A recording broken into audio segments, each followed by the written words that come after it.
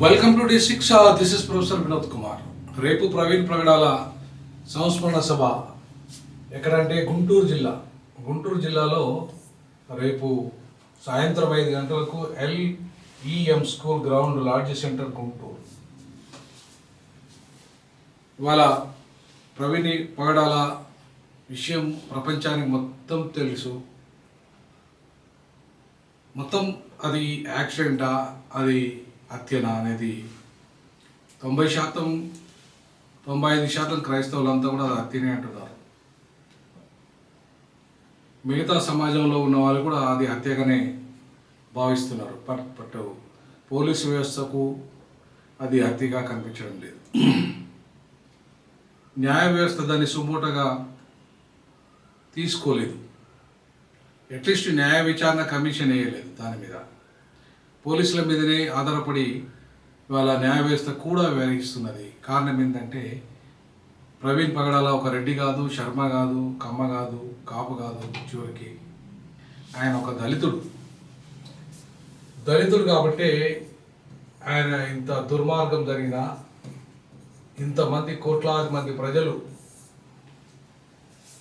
ఆయన గురించి మొత్తుకున్నా న్యాయం జరగడం లేదనేది ఇలా క్రైస్తవ సమాజం అంతా చేస్తున్న ఆరోపణ.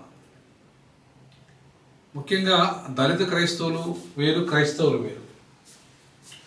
క్రైస్తవులు వేరు, దళిత క్రైస్తవులు వేరు. ముఖ్యంగా దళిత క్రైస్తవులలో అగ్రకుల క్రైస్తవులు వేరు, దళిత క్రైస్తవులు వేరు. సో దళిత క్రైస్తవులకి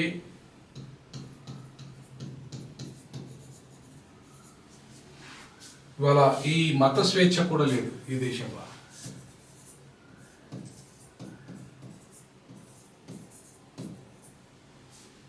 ఏ రాజ్యాంగం అయితే మత స్వేచ్ఛను కల్పించిందో భారత ప్రజలందరికీ అధికరణ 25 నుండి 28 వరకు కల్పించిందో అది దళిత క్రైస్తవులకు మాత్రం లేదు.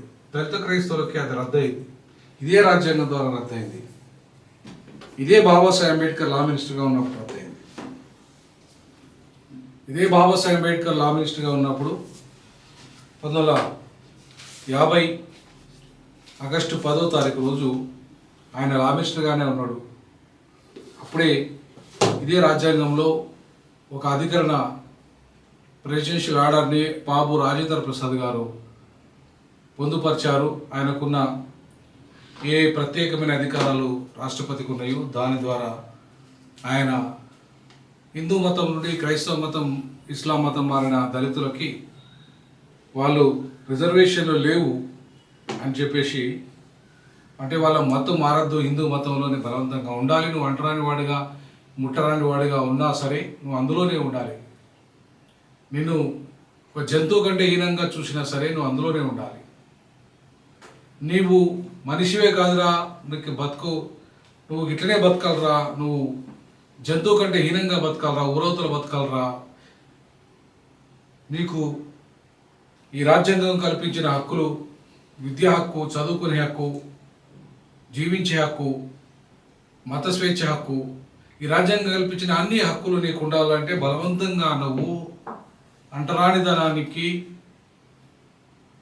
అంటరాని వాడిగానే ఉండాలి అని చెప్పేసి బలవంతంగా ఒక అధికరణ, ఒక రాష్ట్రపతి ఉత్తర్వులు ఏవైతే ఉన్నాయో, ఒక రాష్ట్రపతి ఆర్డర్ ఏదైతే ఉందో 1950 పారా నంబర్ 3 ఇవాళ ఒక ఈ దళిత క్రైస్తవులకు ఉరిగా మారింది. అది క్రైస్తవులే కాకుండా ముస్లింలకు కూడా, దళిత ముస్లింలకు కూడా. సో దళిత ముస్లింలకు, దళిత క్రైస్తవులకు ఒక రకంగా అది అన్డిక్లేర్డ్ డెత్ పెనాల్టీ. ఉంటే మీరు బానిసత్వంలోనే జీవించండి, అంటారని తన మృతతోనే జీవించండి, లేదంటే మాత్రం మీకు స్వేచ్ఛ లేదు ఈ దేశంలో. స్వేచ్ఛ, సమానత్వము, సౌభృతత్వము, సామాజిక, ఆర్థిక, రాజకీయ న్యాయము అనేది అందరికీ భారత రాజ్యాంగము సమానంగా కల్పించినప్పుడు దళితులకు ఎందుకు లేదు? అందులో దళిత క్రైస్తవులకు ఎందుకు లేదు? దళిత ముస్లింలకు ఎందుకు లేదు?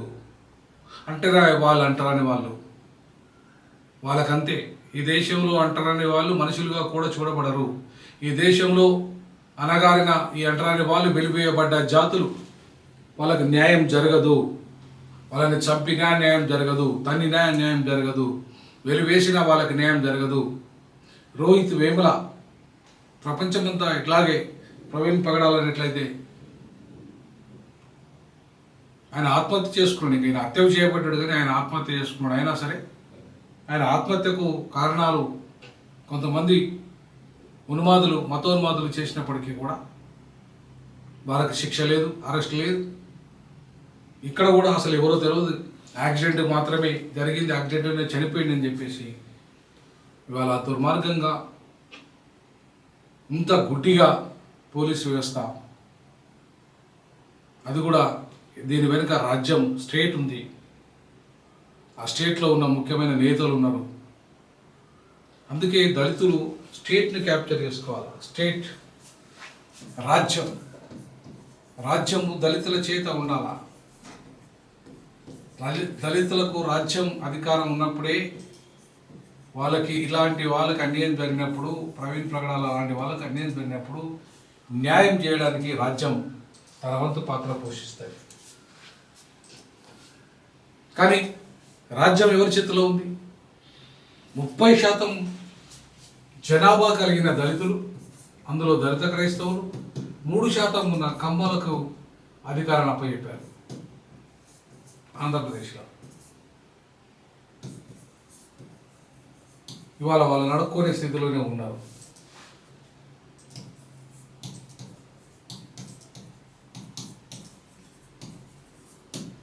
అంటే 3% ఉన్న కమ్మోళ్ళకి 30% ఉన్న దళితులు అధికారాన్ని అప్పచెప్పి ఇవాళ ప్రవీణ్ పగడాలకు అన్యాయం జరిగిందని చెప్పిన న్యాయం చేసే పరిస్థితి లేదు, న్యాయం జరిగే పరిస్థితి కనపడతలేదు.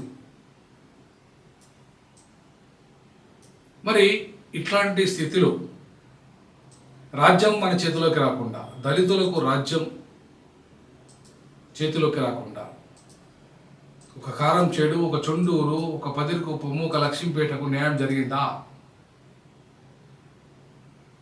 దళితులు రాజ్యాధికారంలోకి రాకుండా న్యాయం జరుగుతుందా? అది జరిగే అవకాశం లేదు. అనడానికి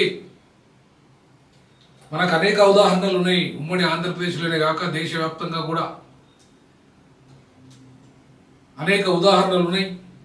ఉత్తర భారతదేశంలో, ముఖ్యంగా ఉత్తరప్రదేశ్లో దళితుల అధికారంలోకి వచ్చి ఇట్లాంటి దుర్మార్గాలు, ఎవరైతే దళితులను హింసించినా, చంపినా, అవమానపరిచిన అందరినీ జైలుకు పంపించిన చరిత్ర మాయావతిది.